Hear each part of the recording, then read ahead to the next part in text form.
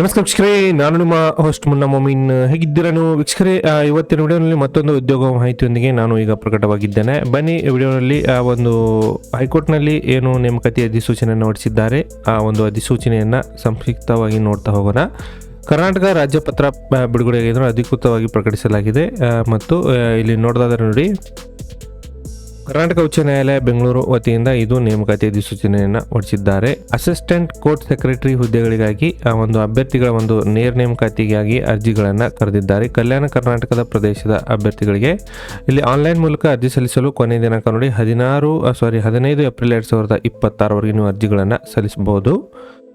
ಇಲ್ಲಿ ನೋಡೋದಾದ್ರೆ ಕರ್ನಾಟಕ ಉಚ್ಚ ನ್ಯಾಯಾಲಯ ಬೆಂಗಳೂರು ಇಲ್ಲಿ ಖಾಲಿ ಇರುವ 11 ಅಸಿಸ್ಟೆಂಟ್ ಕೋರ್ಟ್ ಸೆಕ್ರೆಟರಿ ಹುದ್ದೆಗಳಿಗೆ ಒಂದು 7 ಉಳಿಕೆ ಹುದ್ದೆಗಳು ಮತ್ತು ಬ್ಯಾಕ್ಲಾಗ್ ಸೇರಿದಂತೆ ಕಲ್ಯಾಣ ಕರ್ನಾಟಕ ಪ್ರದೇಶದ ಅಡಿಯಲ್ಲಿ ನೇರ ನೇಮಕಾತಿ ಅರ್ಜಿ ಸಲ್ಲಿಸಲು ನಿಗದಿಪಡಿಸಿರುವ ಕೊನೆಯ ದಿನಾಂಕದಂದು ಅಗತ್ಯ ಮತ್ತು ಇತರೆ ಅರ್ಹತಾ ಷರತ್ತುಗಳು ಪೂರೈಸಿ ಅಭ್ಯರ್ಥಿಗಳು ಕರ್ನಾಟಕ ಉಚ್ಚ ನ್ಯಾಯಾಲಯದ ವೆಬ್ಸೈಟ್ ನೋಡಿ, ಈ ಒಂದು ವೆಬ್ಸೈಟ್ಗೆ ಹೋಗಿ ನೀವು ಅರ್ಜಿಗಳನ್ನು ಕೂಡ ಇಲ್ಲಿ ಸಲ್ಲಿಸಲು ಅರ್ಹರಿದ್ದೀರಿ. ಹುದ್ದೆಗಳ ವಿವರ ಹೀಗಿದೆ ನೋಡಿ. ಖಾಲಿ ಹುದ್ದೆಗಳ ವಿವರ ಇಲ್ಲಿ ನೋಡೋದಾದ್ರೆ ಕಲ್ಯಾಣ ಕರ್ನಾಟಕ ಪ್ರದೇಶದ 11 ಹುದ್ದೆಗಳು ಇಲ್ಲಿ ಖಾಲಿವೆ. ಇದರಲ್ಲಿ ನೋಡೋದಾದ್ರೆ ಒಂದು ಕಾಸ್ಟ್ ವೈಸ್ ಒಂದು ವೇಕೆನ್ಸಿ ಡಿವೈಡೇಷನ್ ಕೊಟ್ಟಿದ್ದಾರೆ. ವಿಡಿಯೋನ ಪೌಸ್ ಮಾಡಿ ಒಂದ್ಸರಿ ನೋಡ್ಕೊಳ್ಳಿ. ವೇತನ ಶ್ರೇಣಿ ಇಲ್ಲಿ ನೋಡೋದಾದ್ರೆ ಅಭ್ಯರ್ಥಿಗಳಿಗೆ ಇಲ್ಲಿ ನೋಡಿ 44,000 ರೂಪಾಯಿದಿಂದ 1,42,000 ರೂಪಾಯಿವರೆಗೆ ಪ್ರತಿ ತಿಂಗಳು ತಮಗೆ ಇಲ್ಲಿ ಸ್ಯಾಲರಿ ಸಿಗಲಿದೆ.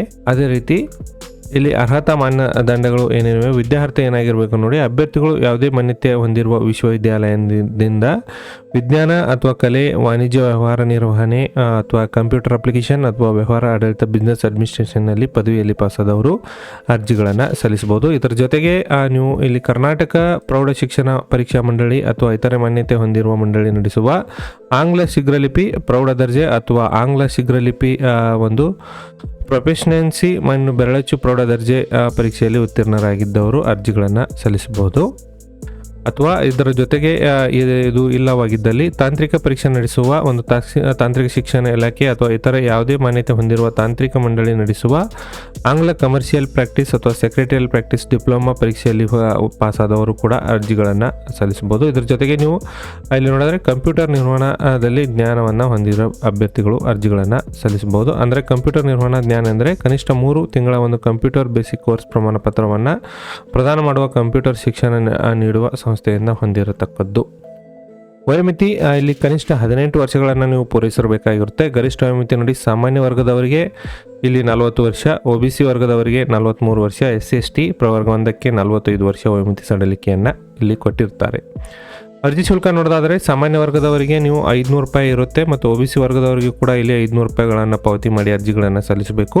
ಅದೇ ರೀತಿ ಪರಿಶಿಷ್ಟ ಜಾತಿ, ಪರಿಶಿಷ್ಟ ಪಂಗಡ ಹಾಗೂ ಇತರೆ ಹಿಂದುಳಿದ ವರ್ಗಕ್ಕೆ ಸೇರಿದ ಅಭ್ಯರ್ಥಿಗಳು 250 ರೂಪಾಯಿಗಳನ್ನು ಪಾವತಿ ಮಾಡಿ ನೀವು ಅರ್ಜಿಗಳನ್ನು ಸಲ್ಲಿಸಬಹುದು. ಇಲ್ಲಿ ಆಯ್ಕೆ ವಿಧಾನ ಹೀಗಿರಲಿದೆ ನೋಡಿ. ಶೀಘ್ರ ಲಿಪಿ ಪರೀಕ್ಷೆಗೆ ಅಭ್ಯರ್ಥಿಗಳು ಆಯ್ಕೆ ಹೇಗಿರುತ್ತೆ, ಎಲ್ಲ ಅರ್ಹ ಮತ್ತು ಅಂಗೀಕರಿಸಿದ ಅರ್ಜಿಗಳ ಅಭ್ಯರ್ಥಿಗಳನ್ನು ಶೀಘ್ರ ಲಿಪಿ ಪರೀಕ್ಷೆಗೆ ಕರೆಯಲಾಗುವುದು.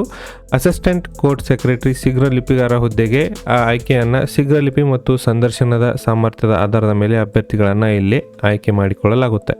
ಶೀಘ್ರ ಲಿಪಿ ಪರೀಕ್ಷೆ ನೋಡಿ 100 ಮಾರ್ಕ್ಸ್ ಇರುತ್ತೆ. ಸಂದರ್ಶನಕ್ಕೆ 20 ಮಾರ್ಕ್ಸ್ ಸೇರಿಸಿ ಟೋಟಲ್ 120 ಮಾರ್ಕ್ಸ್ಗಳಿಗೆ ಪರೀಕ್ಷೆ ನಡೆಯಲಿದೆ.